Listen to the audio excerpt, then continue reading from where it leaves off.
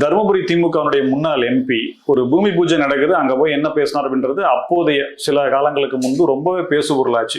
எங்க சர்ச்சு பாதிரியார் எங்க, இமாம் எங்க, கூப்பிடுங்க, மதம் இல்லாதவர்கள்லாம் எங்க அப்படின்ற மாதிரிலாம் கேள்வி கேட்டு ரொம்ப அலப்பறை பண்ணாரு. அவர் பரிவட்டம் கட்டி இந்து கோவில்ல போய் பயபக்தியோட சாமி கும்பிட்டு செய்யக்கூடிய வீடியோக்கள் போறது. வாக்குக்காக திமுக இந்த மாதிரியான விஷயங்களை செய்யும்ன்றது ஒரு கருத்தா வைக்கப்படுது. உங்களுடைய பார்வை? அதாவது இப்போ இது நல்லா தெரிஞ்ச விஷயம்தான். இதே தர்மபுரி முன்னாள் எம்பி என்ன பண்றாரு, ஏதோ ஒரு இடத்துல ஃபாதரை கூப்பிடு, இமாம் கூப்பிடு, எல்லாரையும் கூப்பிடுன்னு ஒரு பூமி பூஜை கூப்பிடுறாரு. இப்ப இவர் இப்படி பண்றாருன்னு சொல்லும் பொழுது எனக்கே ஆச்சரியமா இருக்குது. ஏன்னா இப்போ வேற வழி இல்லை. அவர் இப்ப சட்டசபையில தேர்தல்ல திமுக நிக்கிறார்.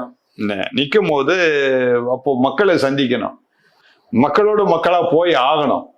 அப்போ இவர் இந்த கோயில்களுக்கு போய் பரிவாரங்கள் செய்தாதான் மக்கள் அவரை ஏற்றுக்கொள்வாங்க. இதை தானே திரும்ப துர்கா ஸ்டாலின் செய்துட்டு இருக்கிறாங்க.